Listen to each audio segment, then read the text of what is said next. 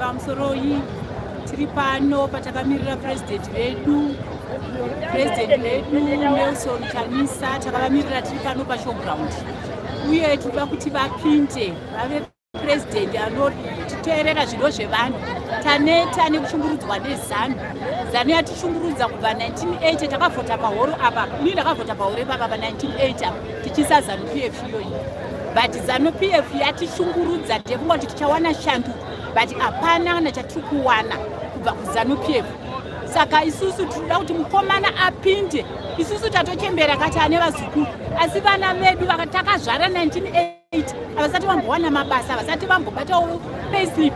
Vazhinji vacho vakatobuda muno nekuda kweZanu PF. Ende ninga ndakatarisa Zanu PF ine hutsinye. Iye zvinezvi makandidate eZanu PF ma-MPs vari kuswera vachibhadhara vana mayuthi avo vachipiwa ma$5 ekunze ndemunobvisa maposta eCCC. Hutsinye hwakadiwo. $5 yaari kumupa iyoyi inomitira ichi. Isusu tiri kuda zvirauro mabasa ndo atiri kuda, hatisi kuda hove kuti vana vedu vapiwe hove yekudya ipapo. Mangwana anoita se enhezvi vari kuuya nematoto stove, vakadi kuuya nemagasi stove. Kudadirira vanhu ikoko kwairi kuita Zanu PF ichipa vanhu huku hwakaora. Kudadira vanhu ikoko nguva isei vakanga vari kupi 5 years idzi vari kuti vanhu vanga vachidye toto stove. Chii chinonzi toto stove mukore uno? Isusu tiri kufamba muchitima chapresident vedu Chamisa. Hatichaita zvese zvematoto stove izvi. Tiri kutoita mabasa edu emaoko kuswera chemberi dzichishungurudzwa vachinomirira 2 kg yerice. Iye zvinezvi ndikada kuti ndikutaurirei. Tine vana vakafa pamashonga nyikapo 1978 muna Juni musi kana sikakanganise 10 Juni kana kuti 9 Juni vakabomberwa mudzimba. Ezvinezvi vabereki ivavo vakaitirwa ichi. Vanhu ivavo vakavigwa tutu. Gomba richicherwa rakafara kudai zviso roganurwa nepakati uku kweswa mumwe uku kweswa mumwe. Zvakaitika inini ndogore randaita se randaroro. Vanhu tikanovaviga kwamashonga nyika uko vasina kana mabhokisi vachingoputiridzwa nemagumbezi akabva pamisheni panhirina. But unoona vanhu vachiti Zanu. Ezvinezvi vabereki vese vavo vakaitirwa ichi. Isusu vachona vamwe takatotadza kurerwa kuenda kuchikoro. Vabereki vedu vakadhitemwa, nini baba vangu vakadhitemwa ndine 3 years. Vakazoburitswa 85. Ndatione vana 3 takutofunga kuti havachabuda kwemugabe yacho neiyoyo. Teifunga kuti vachaburitswawo nekuti mugabe wapinda pachigaro. Havana kana kuburitswa vachipika vari kukami prison.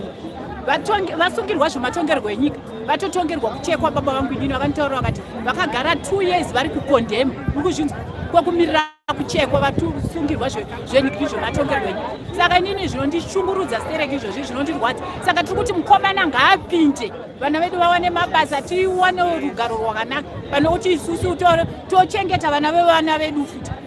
Varungu ndingada kukombera hurumende yeZanu PF nevarungu vaidzvanyirira. Varungu vakatenge vakanaka nekuti hakuna mwana anyora O level yake opasa oshaya basa ari paUZ.